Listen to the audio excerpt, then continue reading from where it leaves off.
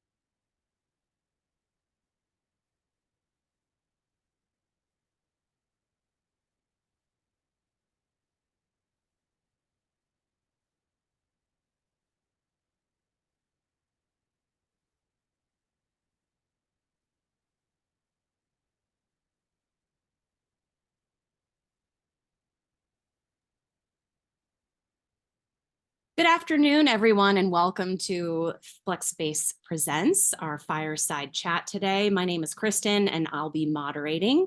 Before we introduce our guest speaker and host, I just want to get a little bit of housekeeping out of the way and let you know how you can interact with them. So we're currently in a Zoom webinar, and as an attendee, you are not on video or audio. You are in listen and view mode only. However, you can submit your questions, and if you're watching us live today, we encourage you to do so using the Q&A panel. The chat function is disabled for our attendees, but we may send out information to you via the chat. Again, feel free to use the Q&A, and you can also use webinar reactions. We are recording today's webinar, and we'll be sending out a follow-up email with a link to the recording after the session is over. Now, let me introduce you to our guest and host. Dr. Gleb was lauded as office whisperer and hybrid expert by the New York Times for helping leaders use hybrid work to improve retention and productivity while cutting costs.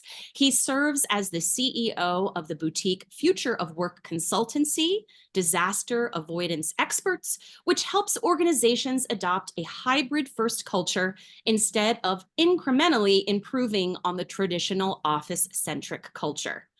Eyal Lasker, CEO of Flexspace, is an entrepreneur and tech leader with over 15 years of experience. His innovative contributions include leading the product development for Uber Freight's mobile app team, spearheading growth strategies at WeWork by developing new flexible memberships, and serving as a founding member in the consumer domain at Klarna. Eyal holds a Bachelor of Science in Physics and Astronomy from Tel Aviv University and an MBA from Reichman University. All right, and with that, I will let our host and our guest get started. Thank you, Kristen. Hello, Dr. Gleb. Hello, Eyal. Thank you for inviting me. Yeah, definitely. Maybe let's start with the basics. What is hybrid work? Hybrid work is a really interesting concept. It's kind of neither fish nor fowl, nor not fully remote and not fully the traditional 9 to 5, Monday through Friday in person. So when we think about hybrid work, we want to think about not simply flexibility about location, but flexibility about schedule. So hybrid work implies flexibility for location and schedule for people to work sometime in the office and sometime work remotely, sometime work from home or from a third space. Now, there are different types of hybrid.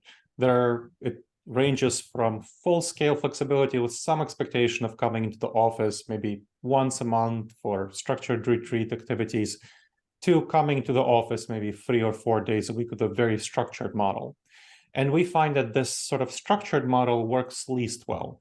So when you have an approach where you're coming into the office more frequently with limitations on your ability to be flexible, you're not really taking advantage of the key aspects of the benefits that hybrid provides, which is, again, schedule flexibility and location flexibility for people to be able to do work in the way that best serves their needs and improves productivity, improves team collaboration. The best approach to hybrid we clearly find is when teams coordinate together. So it's a modality that's a team-led hybrid first model, where a team gets together and they decide for themselves when they should come to the office, because then they can arrange to come to the office for when other team members are coming to the office and when they need to get collaboration done. Because the worst part of coming to the office for the large majority of us is not the office itself. Most of us like people, but the worst part of coming to the office is the commute. People hate the commute. That's the least favorite part of people's day. And so when you're thinking about how to minimize the commute while still using the benefits of the office for what it's for, which is for collaboration, we can go in more depth in that, and spending time working from home on the things that are best done from home, which is your individual work time, whether it's programming, writing reports, doing some analysis, whether it's working on email. People spend 20 to 40% of their time on email or Microsoft Teams messages or Slack, or whether it's video conference calls. There's no need to go to the office to just take video conference calls all day, right? Those things are better done from home. Things that are better done from the office are collaborative. So if you have your team work together, figure out how to coordinate effectively to come to the office, that's the best hybrid modality. Okay, so, there's a lot of good things about hybrid, but we also hear, challenges. And the one challenge that I keep hearing is that it's hard to manage people when you don't see them, right? Because, we were used to manage people that are on site, right? In office 5 days a week. Now that you have some people coming on Mondays, others on Thursdays, maybe some are coming only once or twice a month. The question is, how can you really manage them, and how can you ensure that they are productive at their work? That's a big question. So Microsoft research found that 87% of leaders have difficulty trusting that their team members are productive when they are working remotely. Again, whether it's a hybrid or a fully remote modality. So I've helped 26 companies figure out their hybrid work schedules. And the one technique that I found works time and time again very effectively in companies is to break down the typical once yearly performance evaluation. So that once annual performance evaluation. The rest of the time, the manager just sees when someone is working by the management by walking around, seeing whether that person is working, and the delivery of various projects, which can obviously sometimes take months. So a much better approach is to have small-scale frequent performance evaluations that complement your once annual performance evaluation.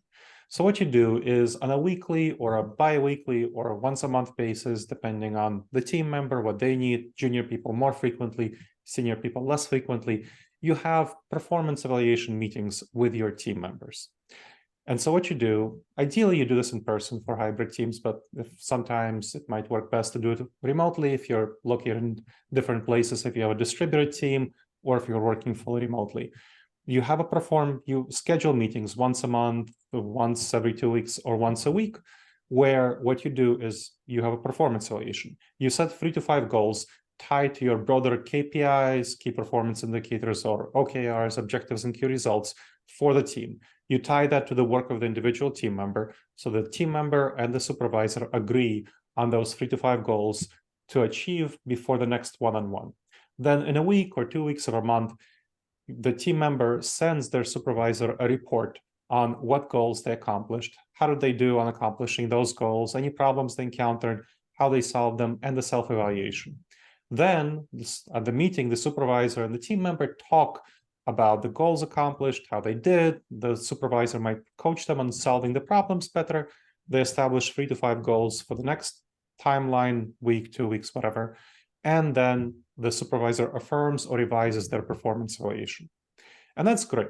It solves a number of problems. It addresses proximity bias, which is people's concern that, hey, when I'm not present, other people might be coming to the office and kind of hanging out with the supervisor, building the relationship. No, right now, you know where you stand with your supervisor, you know the evaluations, that all gets fed into a continuous promotion and evaluation system, which you see. So you know how you're doing based on your evaluations. You also have a better relationship with your supervisor. The supervisor knows what's going on. and you have much more confidence that the supervisor cares about you, knows what you're doing. The supervisor is much more confident that they can know what's going on with each employee. They can coordinate them effectively. They can monitor their performance, manage it effectively on those clear intervals. And so that improves retention, career growth, productivity, and that's been very helpful for the organizations I work with. So you mentioned, and I know you work with some very large companies and you consult to them. Is there any like early feedback around productivity really? With any comparison between how productive we were before the pandemic when we were all at the office and versus like today where we see just different settings of work? Absolutely. And it's coming not simply from my clients, but from extensive research that's starting to emerge on what we're seeing is more productive. So for example, there was a study, a randomized control study of Trip.com, which is a major travel agency. It assigned half of the staff in an IT division to work in the office full-time and half to work in a more flexible hybrid modality, and found in 6 months that the workers who were working, programmers who are working in a hybrid modality, wrote over those 6 months 4.4% more lines of code, which is great. But crucially, managers weren't trained to do anything differently, to manage them effectively, and managers couldn't catch the difference in performance. They thought that the performance of the people in the office and the performance of the people working in a hybrid modality was about the same, which it's not. The people who are working hybrid were clearly performing better. And that I've seen time and time again in my clients. When I come in and they're asking me to help them with their hybrid work plans, I ask managers who is performing better, and they're like, well, I can't see, I don't know. And so they don't know how to measure this performance. So we need to have very clear SMART metrics, specific, measurable, actionable, relevant, and timely. And so I talk to them about having those 3 to 5 goals, those weekly goals, bi-weekly goals, be as specific, measurable, actionable, relevant, and timely as possible. And when we look at those comparisons, once we have that system, we clearly see that people who are hybrid perform better, both in their individual tasks and their collaborative tasks. Now, interestingly, people who are fully remote perform definitely better in their individual tasks, but there are some obstacles to their collaborative tasks because they're not necessarily learning as quickly and they might not collaborate. There might be some more frictions in collaborating with team members. So there's some challenges with collaborative tasks. So there's higher performance in individual tasks, lower on collaborative tasks. And the worst performance is just people who are fully in the office because they're not working outside of their regular work time. They're just coming to the office Monday through Friday, 9 to 5. And with the current kind of work life, that's not a good, with the work we need to do, working outside of a traditional work time is much more effective. And also they are not working some of the time that they would have been commuting. So people who are working in a hybrid modality or fully remote, they're willing to devote some of the time, about 40% of that they would be commuting, to actually doing their work. So we very clearly see that, and they are also aligning their work. They're doing their individual work at home. So hybrid workers doing their collaborative work in the office. So they're doing their productive work. They're being as productive as possible because they're doing the work that they need to do in the environment where it best suits them. One question that is coming from the audience about this topic is relating to mid and higher level management.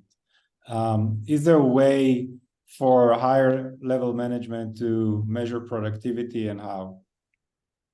Yes, so you want very clearly to have that system that I mentioned with the small scale frequent performance evaluations, and then you can tie that to the KPIs. Usually what happens is that KPIs or OKRs, that's on a team level. So the rank and file manager has those KPIs, has those OKRs, but they don't tie them to the work of each individual team member. That is a problem. So you need to tie them, and you need to have those broken down into those intervals that are 3 to 5 goals per week, per 2 weeks, whatever. And then you can really see what matters. It doesn't really matter how much time somebody puts in. That's not what you're measuring, right?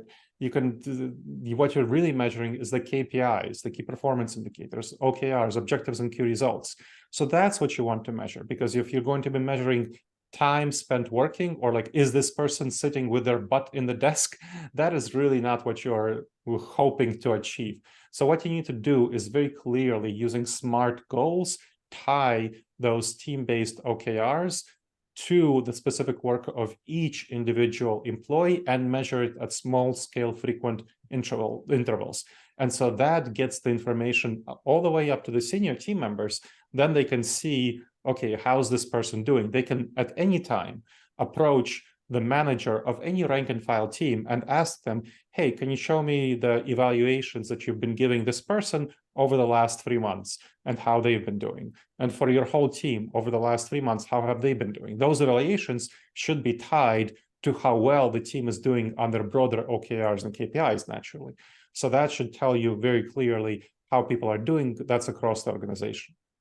Yeah, outcome versus output, right? Absolutely. Another key argument that I've been hearing is that it comes around creativity and innovation. So the saying is that hybrid or remote workers are less creative and innovative than the ones that are full-time in the office. How do you respond to that? Well, it's not what the research shows. So when you're looking at the research, the hybrid workers are actually the ones who are the most creative. It's not the people who are fully remote. It's not the people who are fully in the office. It's people who are hybrid. They create the most ideas and they are the most innovative. And if you think about what correlates with creativity and innovation, autonomy is a very strong correlate. So if people feel that they have autonomy, if people feel that they are trusted, if people feel they have psychological safety. So psychological safety is a concept where people feel that they're allowed to fail and still be okay, and that it's okay to fail, to take a risk and fail. For that to be the case, people need to feel trusted. Now, if there's a return to office mandate for full-time return to office, that is, and for people who are remote capable, that is a very strong sign of distrust. That you don't trust people to be productive when they're working remotely. You don't trust them to manage their time. You don't trust them to do tasks in the place where at the time where it's best suits the task to be done. So like I said, individual tasks, much better done at home. No need to come to the office for individual tasks and some video conference calls and for email work. For collaborative tasks, you want to come to the office. So when people feel trusted, when people feel they have autonomy, when people feel they have psychological safety, that's when they can really do their best work, their most innovative work, their most creative work. And that comes from a hybrid modality where, again, it's not a structured hybrid where it's like 3 days in the office for everyone, where teams decide together what works best for them to come to the office. So that's when you have the most creativity and the most innovation. Very good point. One other thing that I saw happening with hybrid is that sometimes you do want to, and you come to the office, but it's half empty. You don't have that energy. Sometimes, you mentioned that, and I agree, right? Scheduling that time with your team, maybe that's really the solution. But what's really then the future of commercial real estate or the office, in the sense that, if hybrid is the future, and we know it is, then what are we doing with the office space? Yeah, it's an excellent point. So early in the pandemic, when I was helping companies figure out their return to office plans, hybrid work plans, that is a problem we're having, because the initial stage that we did was just telling employees, hey, just come to the office. The office is now open. We have COVID vaccines. We're opening the office. Come in whenever you feel it's appropriate for you to come in. And what we found is that people are coming to the office. One of my clients specifically, I'm thinking this was a major institute and educational artificial intelligence and cybersecurity institute. It found that people are coming to the office. It was just empty when they were coming in. They didn't see their team members, and they were like, well, why should I come to the office, right?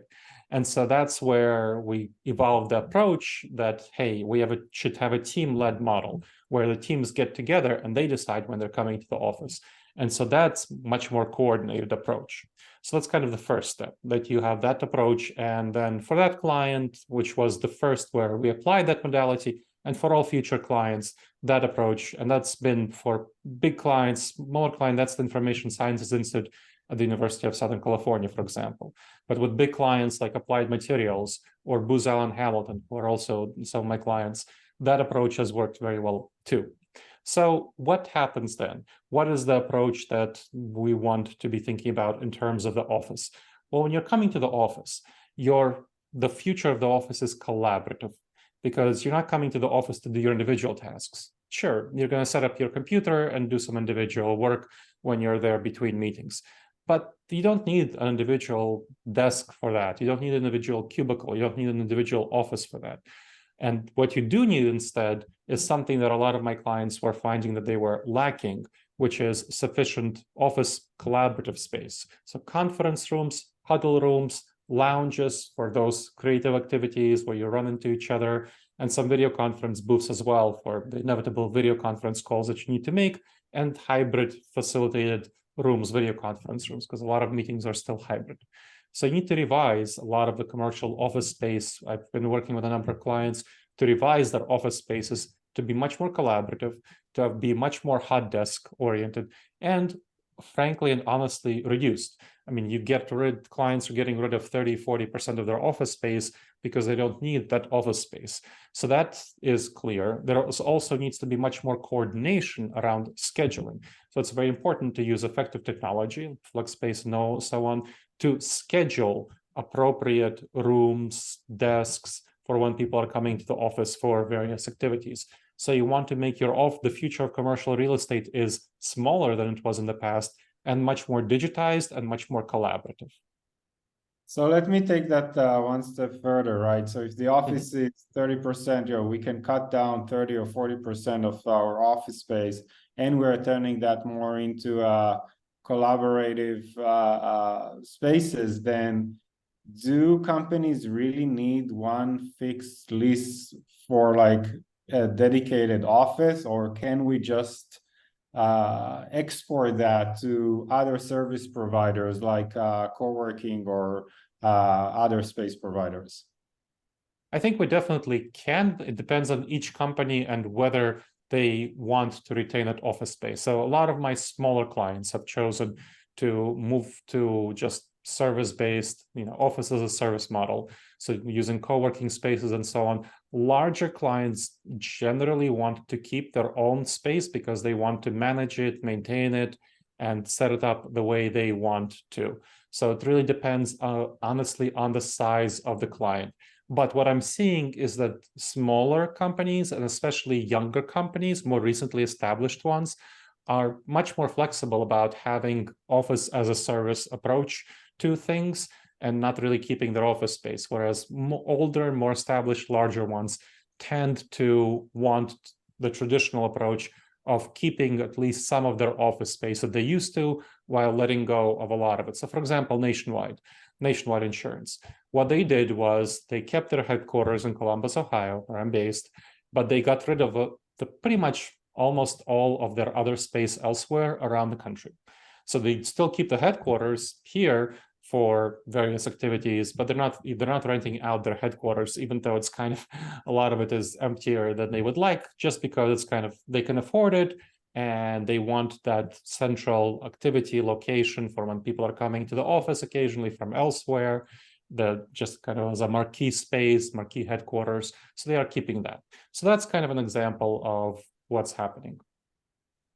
Just changing gears a bit, this will be the last question before we'll open it up to the audience questions. What will be the impact of AI technologies on the future of work? Yeah, that's excellent. So a lot of my clients are exploring that. So talking about innovation, there was a recent client with whom I worked who was concerned. This was a younger company, and they had office space, and they're coming up to the end of their, it's like 120-ish technology company. They had like a 1.2 million annual office space lease, and they were thinking about whether they want to keep that or not, what they want to do with it in the future. It was coming up for renewal. And their one concern, they saw that their people were more productive working remotely, that was fine, that they saw that collaboration was going pretty reasonably well, which is one of the benefits of being a technology company. They were more able to collaborate than some other traditionalist companies weren't in that sector. They had some challenges with innovation. They were less innovative and creative than they were before the pandemic. So thinking, well, do we need to keep the office space for that innovation, creativity? And I worked with them on solving that problem through actually using generative AI. And one of the benefits of generative AI, I mean, it confabulates quite a bit. It has some hallucinations, but you don't need to worry about that when it's used for creativity. So when you think of using generative AI for, let's say, generating new features to a product, for doing emulating an audience member of a client member and evaluating their product, creating marketing campaigns, there's a lot of things that you can do and many other things that you can do to be creative and innovative, where you don't actually need to talk to somebody else. You don't need to get into the office and brainstorm with other people. You can brainstorm using generative AI. And so I taught them how they can use this generative AI to be more creative and innovative. And that was very helpful. So they had those creative and innovative ideas with generative AI, and then they used virtual meetings to meet with each other. And they did some in-person stuff in the office, but they figured they can do the same things in co-working spaces when they need to meet and discuss ideas. And then they found that, hey, our innovation and creativity is going back up. It's even maybe higher than before the pandemic. Like, we don't need to spend this 1.2 million on that office space. And because they didn't have a strong tradition of having that office space, they were founded in like 2013 or 14, and they had it only for several years before the pandemic, that large office space. And then they just decided, hey, we're going to let go of that lease. They saved quite a bit of money, and their creativity and innovation is quite good. Perfect. That ties back to the questions around how we solve creativity and innovation. So here's another solution, generative AI, and I'm sure as those models will become stronger through the coming near and medium and longer term future, AI or generative AI will contribute a lot to creativity and innovation across companies and teams. So go ahead. Yeah, absolutely. And that's just one example. Generative AI is also very useful for getting information that you previously would have gotten from your colleagues when you're trained on internal company information. So I've had some companies that I've worked with that do that, and they're able to get their information much more quickly. It's very useful for summarizing meetings where you don't need to worry about missing parts of it. So that's very helpful.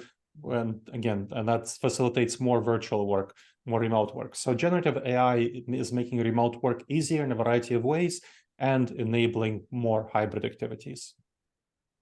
Perfect. With that, Kristen, let's open it up for the audience.